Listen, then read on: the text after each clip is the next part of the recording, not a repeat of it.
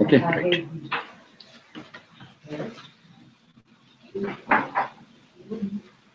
Na brahmano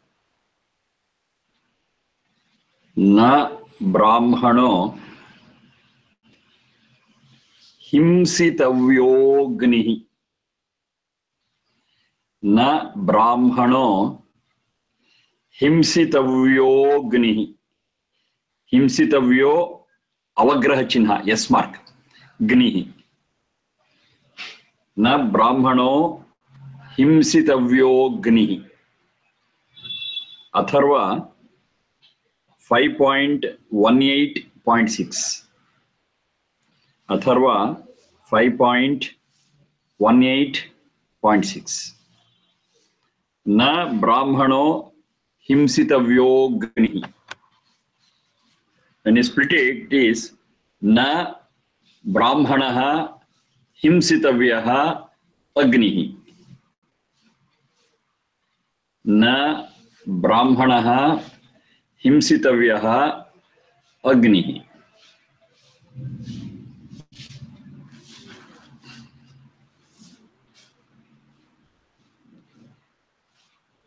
Brahmanaha brahabrihi vruddhau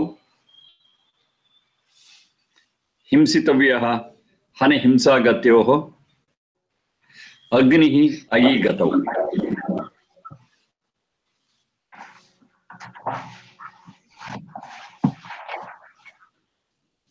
Na brahmanaha himsitavyaha agnihi.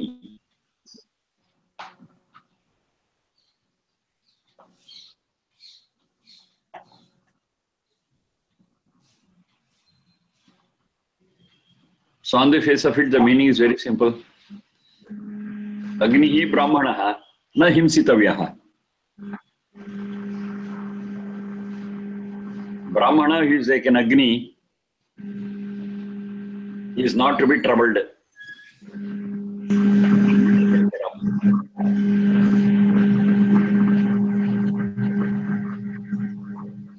He should not be a subject to violence. A Brahmin should be protected because he is Agni.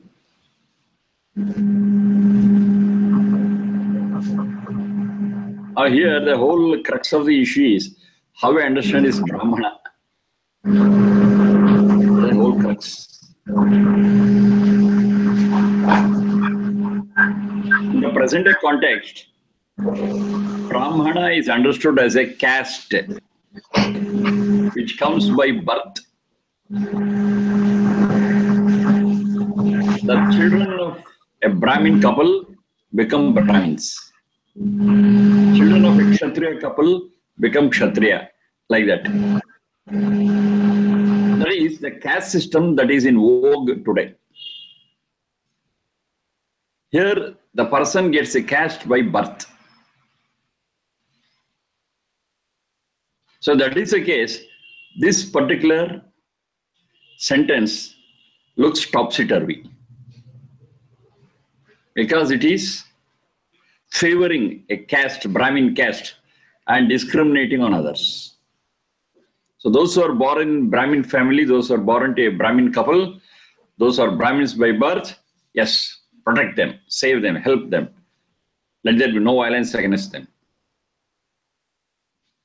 So what happens? They feel themselves as great. They feel themselves as superior because they are fit to be protected. And there's all the possibility that they exploit people born in lower castes. It has happened in history lot of times. Such incidents in history are not at all rare. They are rampant. In the history, such exploitations are rampant. If we misunderstand one single word Brahmana, the social discrimination, dogmas, and untouchability, so many things we come across in history. So many taboos we observe with reference to a high caste baran and low caste baran. So many things. But it's all because of misunderstanding of this one word Brahmana. And how we should understand it? Brahmana, Kshatriya, Vaishya, Shudra, it's very clear, we have discussed several number of times, not once or twice. They are not to be understood as castes. They all have to be understood as Varna. There is no concept of caste in the Vedas, even with remotest chance. It doesn't have. We have got Varna system and not caste system.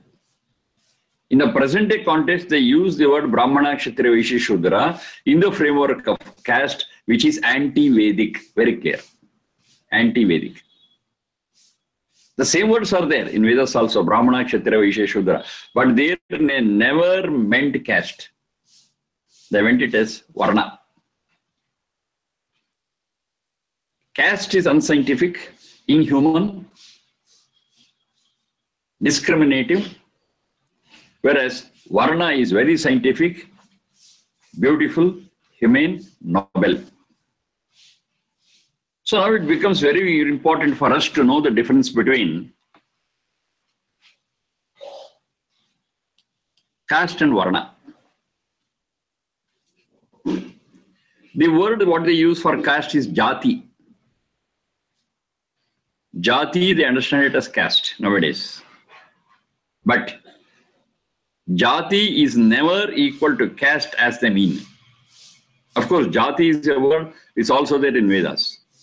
But the meaning of the word Jati there is not caste, I repeat, not caste, but species. I repeat, species. Jati is equal to species. It should never be misunderstood as caste. Such a concept is not there in the Vedas. Anywhere. All the four Vedas put together equal to 20,000 plus mantras. You don't have it. Jati word is used, but Jati is to be understood as species. We are born in a species. We are born in the species human beings, Homo sapiens. Yes, we all belong to one species, and that is Jati. So how you understand this Jati? Jani Pradurbhave is the root. Jani Pradurbhave. So what we get by birth is called as Jati. But the caste what we are speaking of today is not got by birth, is because of the circumstances we get it. If a person is born in a Brahmin family, he understands that I am a Brahmin. A person born in some caste believes that I belong to this caste. It's not by birth. Just born babies, if I lay them across and ask anybody to identify to which caste it belongs, nobody can do it. Nobody. Even the most intelligent person too cannot do it. But if you ask them to what species they belong, excellent, we can say they are all human beings, over. And that is what we get by birth. And another dimension of the word Jati is, whatever we get by birth will never change till our last breath. That's real Jati. But if it's caste as you understand it, we can always change our caste, we can always undergo transformation and change our religions and everything.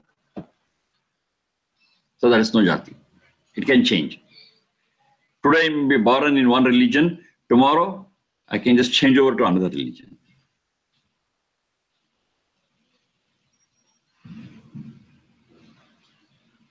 Crossover between castes is always possible, but between jatis is not possible.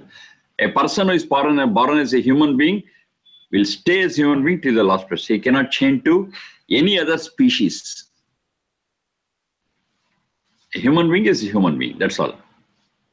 That's Jati. That's the actual meaning of Jati. What comes by birth and will not change till death is real Jati, and that could be only species and not caste. Only species. Then along with jati, which is to be understood as species, we have got varna, not caste, varna. Brahmana, Kshatriya, Vaishya, Shudra, we consider them as varnas. What is the meaning of varna? Varno vrunotehe. That's the explanation we got in Nirukta. Varno vrunotehe. And the root is vring varane. Varno vrunotehe. Root is vring varane. It is very clear, varna is something which we are free to choose. Which we are free to choose. It is not thrust upon us by birth or under any circumstance, not thrust upon us. We are free to choose what varna I should belong to. Free. On what basis you choose? What are the parameters to choose your varna? Guna, karma, svabhava, samarthya. Guna, karma, svabhava, samarthya. A reference to this is there in Gita also. Krishna utters this. Maya sushtam guna karma vibhagashaha. It's very clear. Based on the guna, karma and svabhava, samarthya, we can identify 4 varnas. Maya sushtam. That is, we can identify, we can classify the human race into 4 categories depending upon their guna, karma, svabhava, samarthya. It's not by birth. Varna means what we can choose. We are very much free and independent to choose what varna we belong to, and it is in the light of our guna, karma, svabhava, samarthya. The nature, the aptitude, our interests, and our capacity.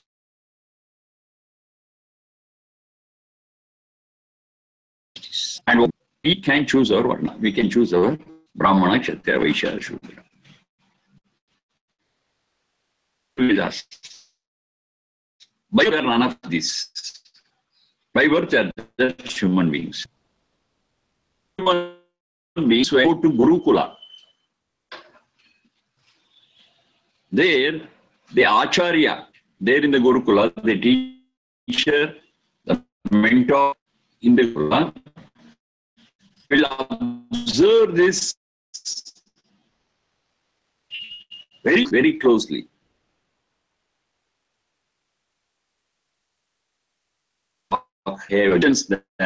Ask the way they look at the world, everything, because they stay, it's a residential course. The teacher will be observing day and night. And by observing, we find out, okay, he has the traits of a Brahmana or he has the traits of a Kshatriya, Vaishya, should be able to identify. And accordingly, he will educate him. His basic nature is Brahmana. He will give all the inputs required for a Brahminic way of life.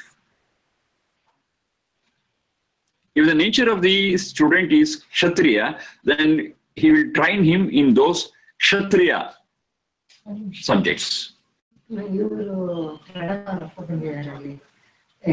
Phone number is for sir. If the nature of the person is observed to be Vaishya, those special skills required to lead the life of a Vaishya. If the nature of the person is observed as a Shudra, yes, what are all the inputs required for leading a Shudra life efficiently and successfully will be given to him. So it is in Gurukula, they are trained in their respective ways of life, and they will give them all the necessary support to choose that way of life. Then on Samavartana day, Samavartana is a convocation, it's equal to convocation.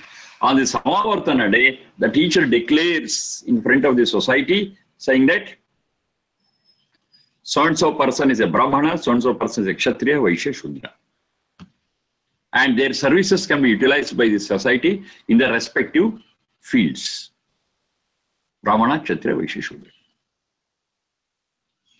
It is purely dependent on their guna, karma, svabhava, samarthya, and it has got nothing to do with the birth.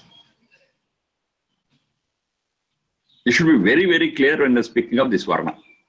It's not by birth. By birth, we are all human beings. We are all good human beings. Janusha Sujataha. This is one of the pieces of the Veda mantra. Janusha Sujataha. Janusha Jani Pradurbhave. Sujataha, they're also Janusha Jani Pradurbhave. Sujataha. We are all born best by birth. We are all good by birth. Nobody is inferior by birth. A human being is a human being, and all human beings are excellent. All human beings are wonderful. No discrimination whatsoever. The change will come in later days depending upon their guna, karma, swabhava, samarthya. Another very important thing here is among the varnas, Brahmana, Kshatriya, Vaishya, Shudra, among the varnas, nobody is superior, nobody is inferior, all are equal. When you consider as caste, we have got all these problems. In the caste system, we have got all the discriminatory processes. It's not there in the Vedas. In the Varna system, it's not there. Ajyeshthaso akanishtasaha sambhataro vauruthu sobhagaya. This is a piece of the Veda mantra which I have already taught if I am right. I have heard it several times. You human beings among yourself, nobody can claim to be superior. Or nobody can feel inferior. You are all like brethren and move towards your prosperity together. Vauruthu sobhagaya. This is what it says. No discrimination whatsoever. Brahmana is equal to Kshatriya, is equal to Vaishya, is equal to Shudra. All are equal.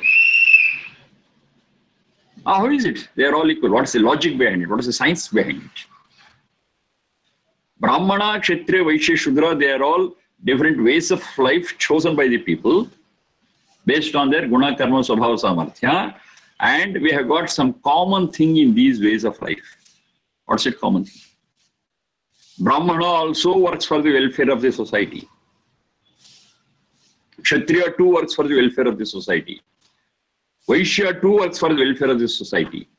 Shudra too works for the welfare of the society. That's a common thing. All the four varnas are for the upliftment and welfare of the society. They contribute their might for the well-being of the society. And it's a well-being of the society, it is beyond selfishness. And if the society is fine, the people in the society too will be fine. One need not fight for his selfishness, for his self-progress. The society progresses, everybody progresses along. That's the concept. It is not individualistic, it is social. Now, how do they contribute? All the four varnas contribute for the welfare of the society. That's very clear. But how? The way they contribute is slightly different. That's all. The very duty of the Brahmins is to gain knowledge, enrich it, and spread it in the society. Knowledge is a very, very essential thing for any society to progress and to achieve prosperity. Without knowledge, no society can prosper. That's very clear. That's a truth for all times, at all places, with reference to all societies. It's the same. Knowledge is very, very much essential for our prosperity, that too in human society, to be very precise. Now, one group or people who have got that aptitude, have got that guna, karma, swabhava, samarthya, yes, they learn, study it, research, enrich it, and spread it for the welfare of the society.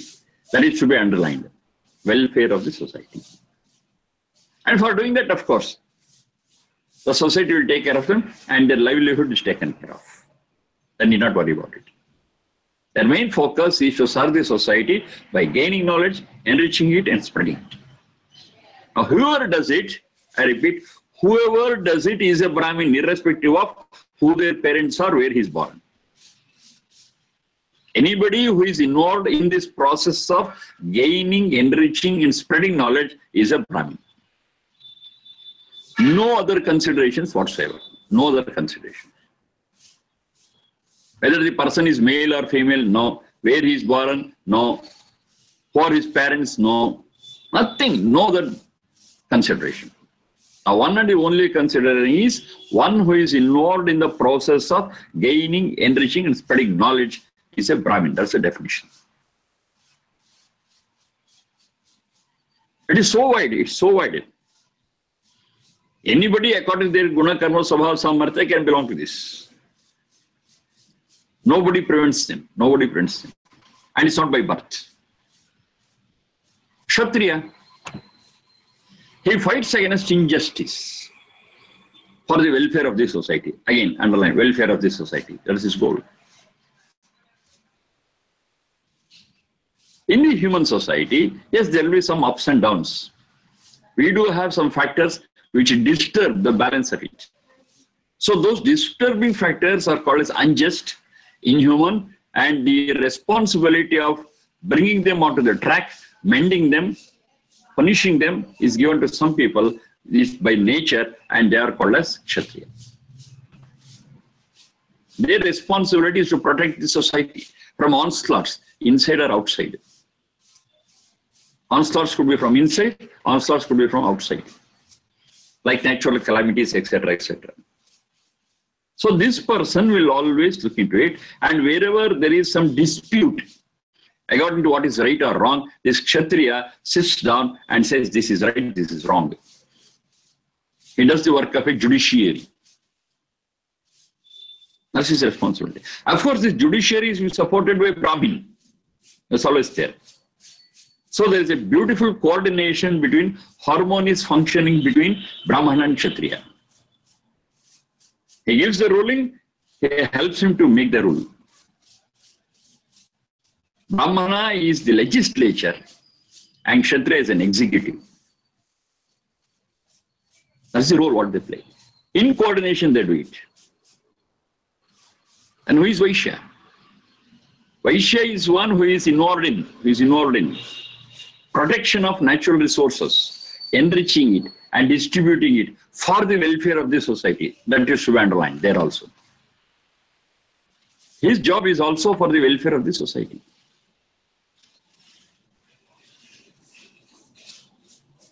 How he does it? His main focus is on the natural resources. And what is happening today? We don't have Vaishyas at all. Everybody is concentrating on exploiting the nature and filling their coffers. Don't earn money. Don't earn more and more. What is the source? Nature. Exploit it and take it. At the individual level, at the social and at the international level too, is what is happening. Global level too is what's happening. Every country wants to grab as much as possible of the natural resources. It could be oil, it could be mines, it could be trees, the ecology, whatever it is. Wealth is everywhere. Everybody wants to have mastery over it, wants to hold it, wants to own it, and prevent others from using it. This is not human nature. So we don't have any Vaishyas now. A real Vaishya is one who protects nature, not only for his sake, but for the sake of the whole universe, enriches it, and distributes it uniformly to all. And say uniformly, should be very clear that uniformity is according to their need. It's not mathematical distribution. It's very simple. Say at home, we have got 5 people. We have prepared, say 10 pieces of chapati, for example, pancake, whatever it is. Now there are 5 people, how do you distribute? Mathematical distribution, 10 by 5 is equal to 2 to each. This mathematical distribution, no, that's not the distribution I'm speaking of. Among these 5, one person is so strong and healthy and active, he needs 3, give it. Another person cannot digest it, so give him only 1. Another person is old, it's enough for them if they have only half pancake, that's enough. But what is the ultimate result? Everybody is happy, everybody is satisfied, and everybody is healthy. There is a uniformity. It's not mathematical uniformity, I'm telling you. It's not a statistical uniformity. So whatever natural resource we have got, it will be distributed among people uniformly, and then say uniformly to achieve the goal, so that everybody gets what they want and everybody is satisfied and happy and healthy. Who does it? Anyone who does it is called as a Vaishya. Anyone. It's not by birth. It's not by birth. It's by nature. It's by nature. It's by guna, karma, sabhava, samarthya. They can do it. So they are identified as Vaishya. And they do it for the welfare of the society. That's a common thread what we have got. And you got Shudra. What does Shudra do? Shudra is the whole infrastructure in the society. Okay, to do all this is we need an infrastructure. Has to create this infrastructure, has to maintain it, has to rebuild it, has to repair it.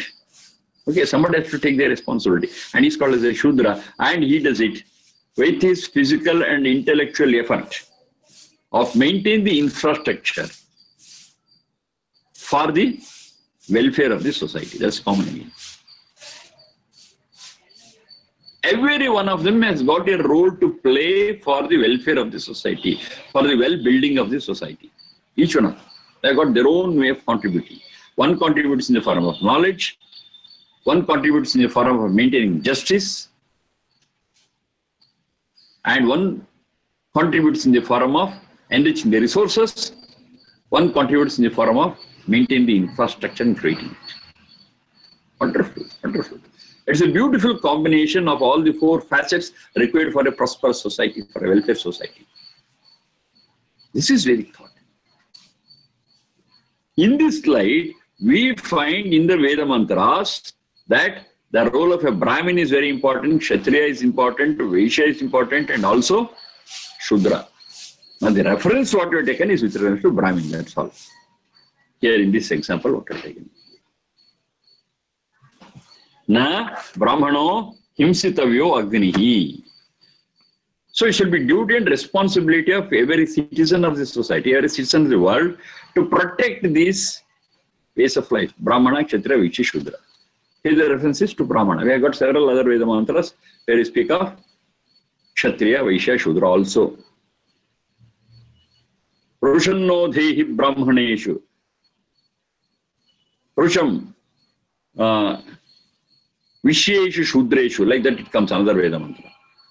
So that Veda mantra, let us appreciate, let us help, and let us be liked by, loved by Brahmana, Kshatriya, Vaishya, Shudra. That's what it says. Rajasu Naskruthi. Ruchanno dehi Brahmaneshu, Rucham Rajasu Naskruthi. Rajasu is Kshatriya. Rucham Vishyeshu Shudreshu. Rushandhihi, Mahi Ruchandhihi, something like that. I will again come back to that mantra. It says very clearly that Brahmana, Kshatriya, Vaishya, Shudra have to love one another. Each other has to support one another. Each other should help other to progress and grow. That's the ultimate thing what you get in the Vedas. No discrimination between the four. All are equal. Their contributions are valuable to the society in all respects. Now imagine the present caste system where discrimination is there, where the high-born feel that they are privileged and exploit the low-born, and where the Vedas are. There's no caste system in the Vedas. It's very clear. It's only Varna system, and Varna system is free, and anybody who does it is called by that Varna. It's not by birth. It's by qualification. It's by capacity. It's by what they deserve. And all the four Varnas, I repeat, are for the welfare of the society, and they have got a role to play for the progress of the society. Last thing, we do have some anti-social elements too, who don't belong to any of the four. They are called as anti-social elements because they never contribute for the welfare of the society. In any of these four ways, there are four options available, but some people, they don't choose any of the four, but they will be prey, they will be a burden on the society. They harm the society, they disturb the system, what is there in the society, and they are called as anti-social elements.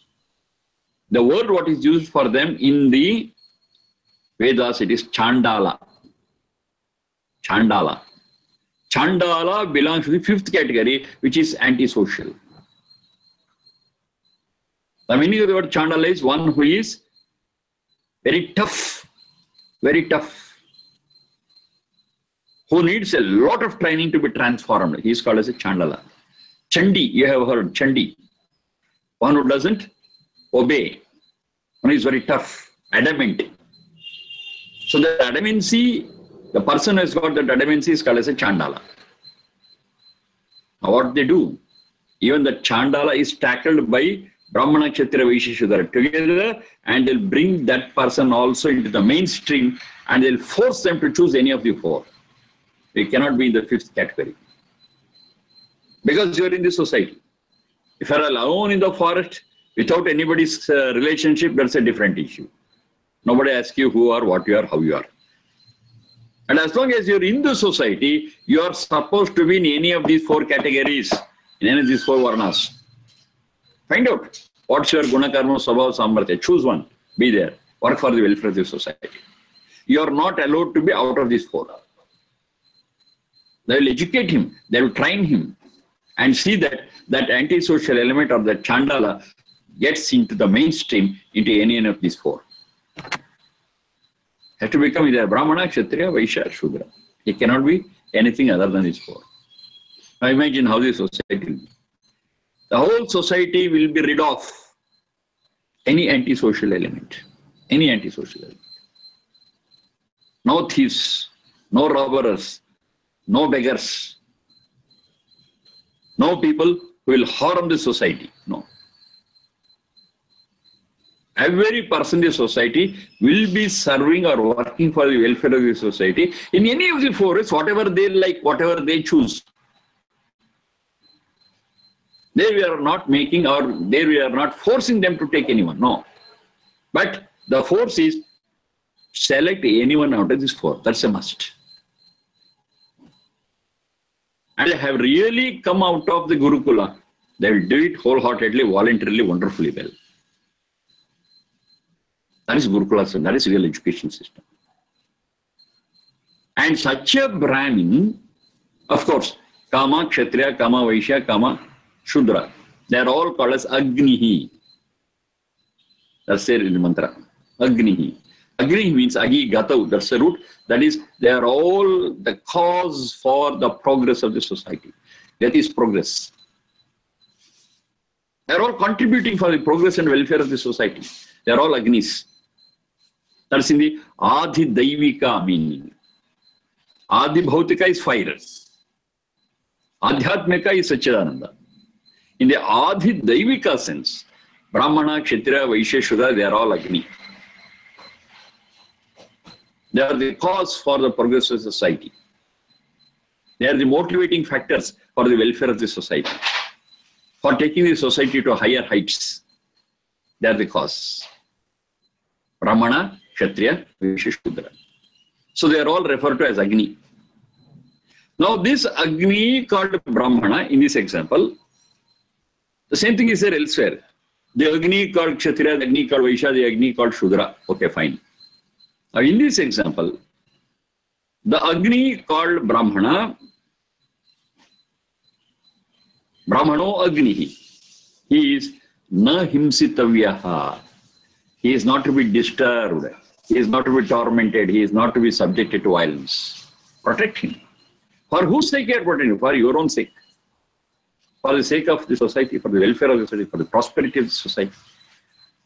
We want the contribution of Brahmana, Kshatriya, Vaishya to protect them. Help them. Work with them.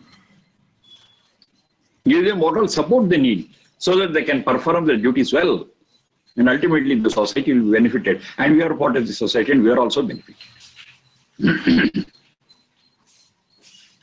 Na Brahmano himsitavyaha Agnihi. Now it's very clear.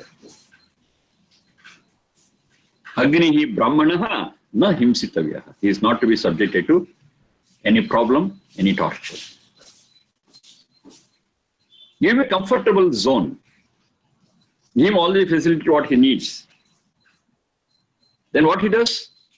He does everything for the welfare of the society. And he finds his welfare and safety in the safety and welfare of the society.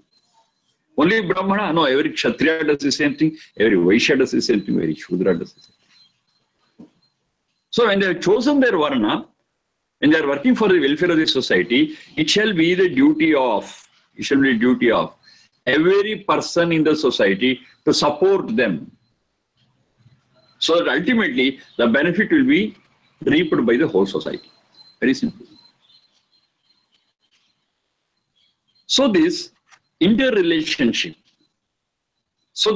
the enlightenment that these four varnas are working for the welfare of the society is to be understood, is to be realized. And neither a Kshatriya, nor a Brahmana, or a Vaishya, or a Shudra should not be subject to any hardship. Support them, allow them, help them to perform their duty, and every one of us will be benefited. No discrimination whatsoever. This is a Vedic concept. And unless these four varnas work together, society will not prosper, will not progress. That's also very important. We need Brahmins, we need Kshatriyas, we need Vaishyas, we need Shudras. All of them we need. And contribution of each one of them is as valuable as the contribution of any other person. They're all equal. Their contributions are equally valuable. But to look at that universal broad approach to things. It is so broad. It's so broad. Everybody is taken into the fold. Nobody is left. And everybody work together for the welfare of all. All work for the welfare of all. All includes everyone. It's all inclusive. Nobody is left out. This is the real human way of life. A noble way of life. I go a step further. This is divinity and this is divine society. We need not search for or wait for that swarga after our death. This itself is swarga. We can create it here. Provided we follow the Vedic principles, work back team. So this is about this piece of the Veda mantra. So that Ruchanno Ghehi Brahmanish, that we will discuss once again about the coordination and concerted effort between the four varnas, Brahmana, Kshatriya, Vaishya. That we will see. Next one is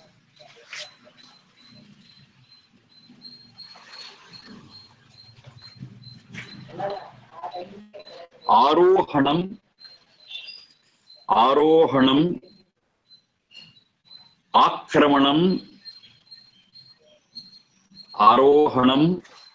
Akramanam, Jivato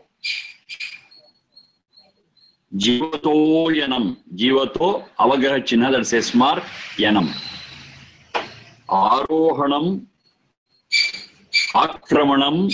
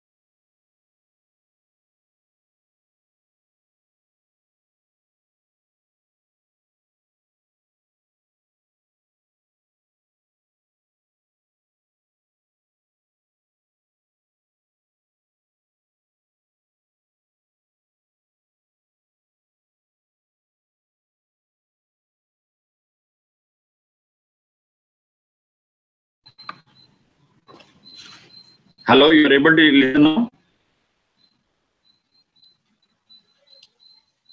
Suddenly the connection was lost. Okay. Arohanam,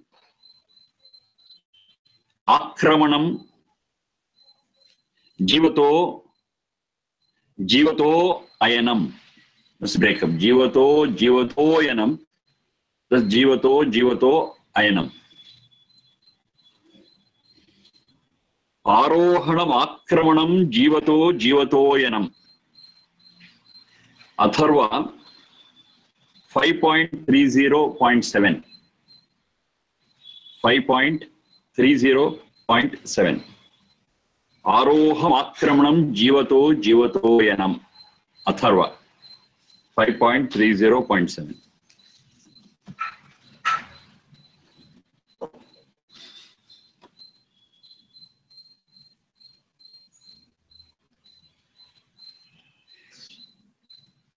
Ayanam is a path.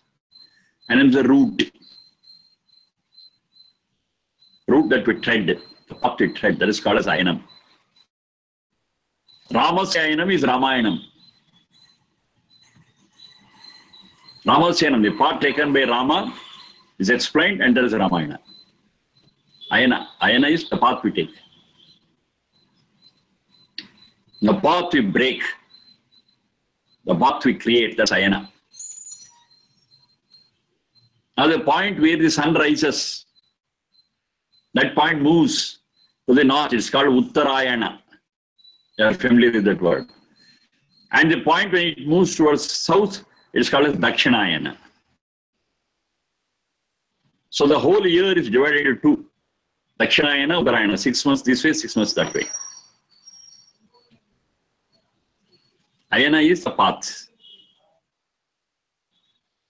Jivitaha Ayanam. Jivitaha Ayanam. The path to be taken by every life. A path to be taken by every life. In particular, the human beings. Because they are enlightened. They have got the capacity to think, analyze, research, infer, so many things. They got so many special faculties. It's not there in animals. Jivitaha Ayanam. Every human being, the path every human being has to take. The path to be taken by every human being. What's it?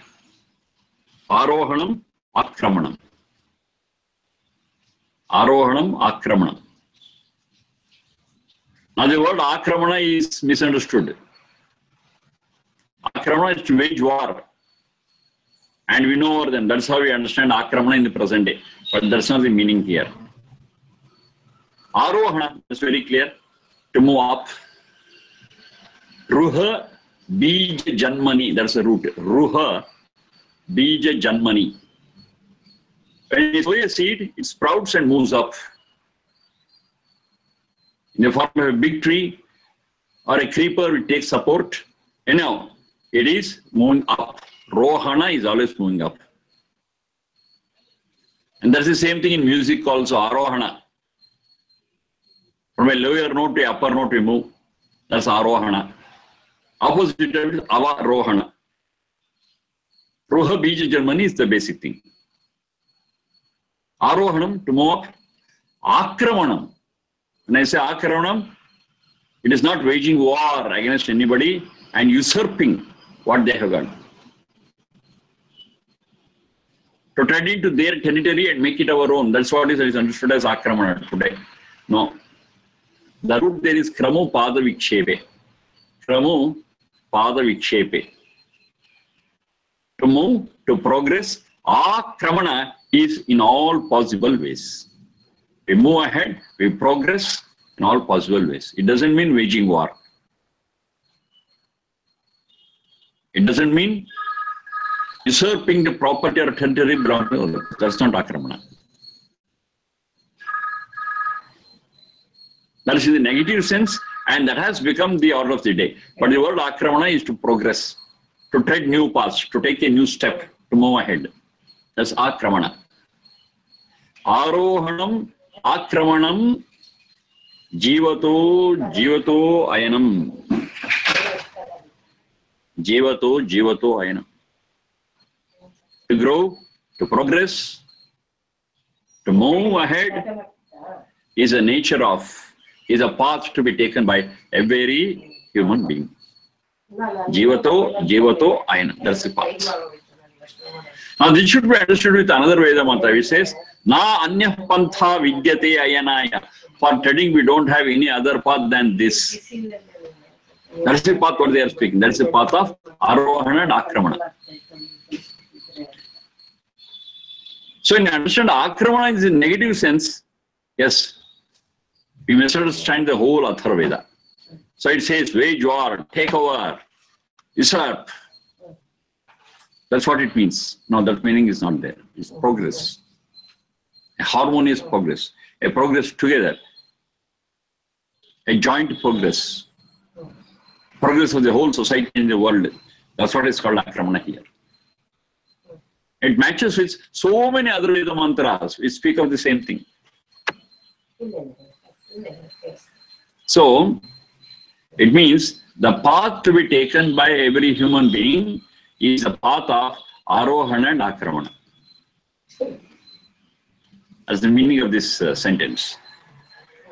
Now, what do you mean by Arohana? What do you mean by Akramana? And why it is for human beings? And why that is the only path available? That only path is from other mantra, not this mantra. There says, Na anya pantha vidyate ayanaya. Ayanaya, there also it says for tread, for moving. The path what we got is only one single path and we don't have any other path which leads to the goal. I have to take that one and only one path. Other than that, there is no other path. If you take any other path, you will be lost in crossroads. You will be lost in dark alleys. It should not happen. So let's study and analyze this the piece of the Veda mantra in the next class. Thank you all. And those who are ignored in, that is mainly I'm speaking to Shriram and you, Shanti Bhagini. That is, these small pieces will be very useful to teach children. Yes. If you teach them the whole mantra, it may be a bit difficult for them to remember. But if you give them a small sentence like this with 4 or 5 words and explain them, it will be very easy for them to pick up. And they can quote it whenever it is to be used, whenever they need it to share their thoughts and expressions. It will be very easy. Am I right or wrong? Very correct. Yes, sir. It will be very easy for the children to pick up. Even a Subhashita is longer because it will have 4 lines. Yes. But this is not even 4 lines. It's just 4 words or 5 words, 1 line. But it's all full of meaning. It's full of all guidelines, and it will be very easy for the children to pick up. Correct. Yes, sir. I think already you are using it, if I'm right there. Yes. Yes. So I can continue doing so. Lot many things are there. I'll be sharing with you day after day. Thank you. Thank you. Thank you. Namaste.